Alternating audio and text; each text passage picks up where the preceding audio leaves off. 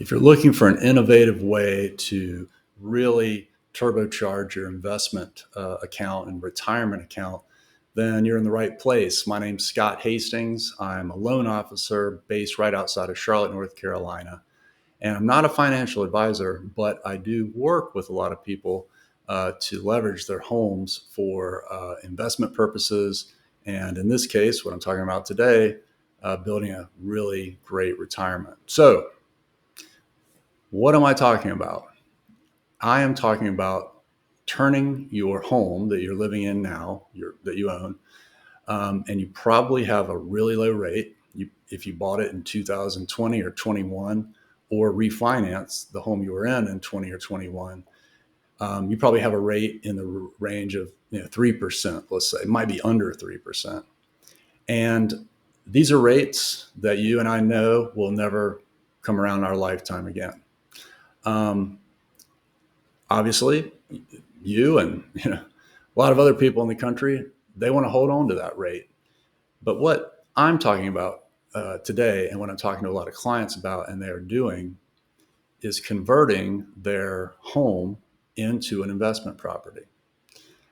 And if you stay to the end of the video, I'm going to highlight another video I have on, well, particularly how to do that. But what are the advantages of this? A lot of people, they don't want to be landlords. They just want to get rid of the house and move on.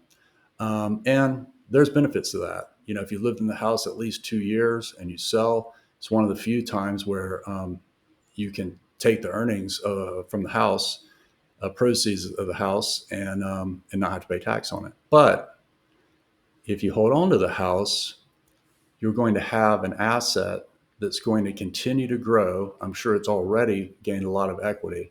It's going to continue to gain equity as long as you hold it. You'll have rental income coming in that's going to pay the mortgage and then some, because you have such a low rate. And then there's just a number of different advantages to this. So some of those advantages: one, you're going to have rental income and cash flow. I'm sure that whatever rent you can get on the house is going to more than pay for the mortgage on it, tax, insurance, and so forth. There's also a lot of tax advantages that, this is something real estate investors know about. And that if you look through a tax return of somebody that owns investment property, you'll see there's a lot of write-offs. So even though you own this investment property, somebody else is paying for it and it's growing in value, you're also able to write off things like depreciation. You're able to write off the interest. You're able to write off property expenses. So there's a lot of tax advantages to hold on to that property as well, and holding on to more of your income that maybe you earned through a regular W-2 job. Also, let's just say, for example, you bought a house. I'm going to use Charlotte, North Carolina as an example because that's where I live.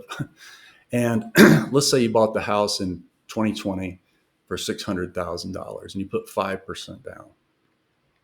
Well, that home probably in Charlotte, North Carolina right now is probably already worth $800,000.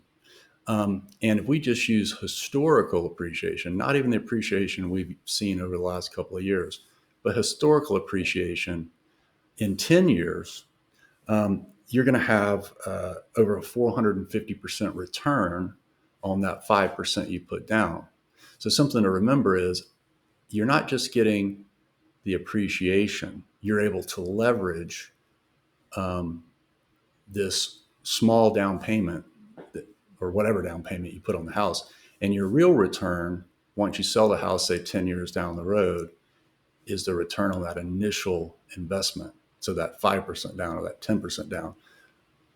And this is taking into account, in the calculation I did, I'm using really annual increase in property taxes and things like that are way above what they actually are in Charlotte. So even with those, and a fairly conservative appreciation, it's over 18% return on investment a year over a 10-year period. So there are many different reasons to do this. And like I said, I have a video. I'm going to put it up right here if I'm doing the editing on this video, right? It should be right here. And that's going to tell you, how do you do this? How do you qualify? How do we help people to use the equity they have in their house for the down payment on the next house, um, and uh, and then qualify for a new loan with no problem?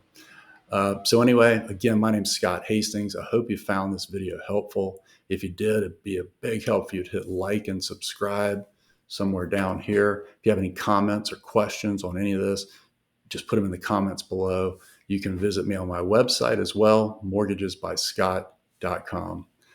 Thanks for watching, and make sure and check out that video about how to qualify for a new home using your departing residence as an investment property. Thanks.